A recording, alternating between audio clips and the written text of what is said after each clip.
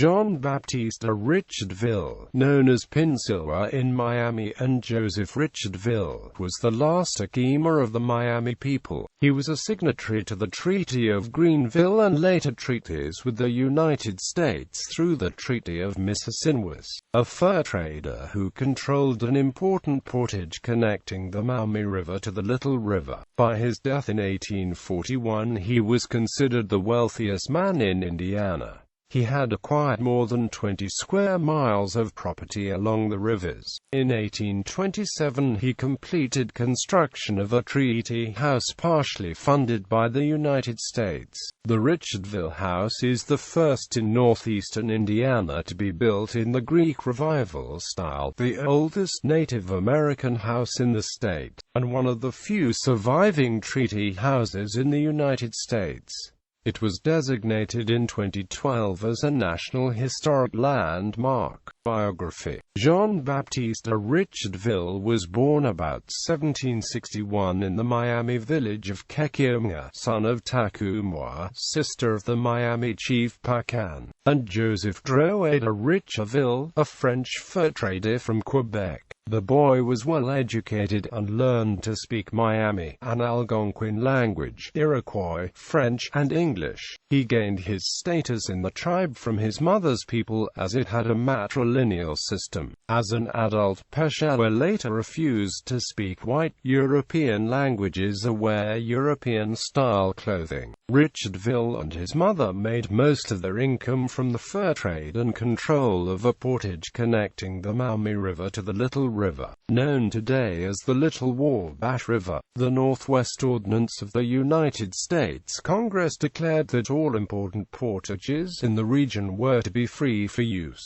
The Miami lost control of the portage in the Treaty of Greenville, which ended the Northwest Wars, by which a coalition of Native Americans had tried to repulse the European Americans from the region west of the Appalachians and north of the Ohio River. But Richardville acquired a trade license in 1815 which gave him a monopoly on carryover services at the portage. He earned considerable profits again from trading traffic at the portage. In 1818, Richardville signed the Treaty of St. Mary's with the U.S. The treaty punished the Miami for the lack of support to the U.S. during its War of 1812 against the British, and forced them to cede most of the land in central Indiana to the United States. At the time, Richardville negotiated legal land grants in the area to individual Miami families, including for himself. He eventually controlled more than 20 square miles along the St. Joseph, St. Mary's, Mississinwa, Salamani, and Wabash rivers. Pinšiwa often offered his private lands as a refuge for other Miami. This enabled about half of the Miami people to remain in Indiana when the tribe was officially removed by the U.S. in 1846 to Indian Territory west of the Mississippi River. 5 years after Richardville died, after signing the Treaty of Mississinwas,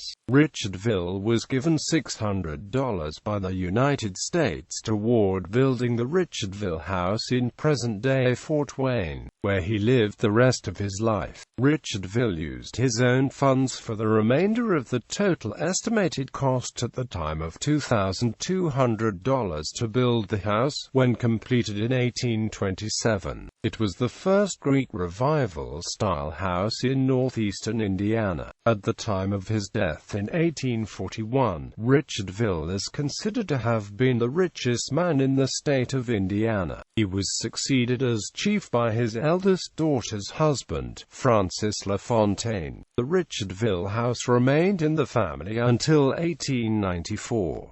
It was then acquired by a gravel company that mined all but about an acre surrounding the house. The structure was designated a National Historic Landmark in 2012, as it is one of the few surviving treaty houses and the oldest Native American house in the Midwest. In 1991, the house was acquired by the Allen County Fort Wayne Historical Society. It has restored the exterior, opens the house monthly during the summer season for visitors, and operates a variety of programs on Miami history at the site.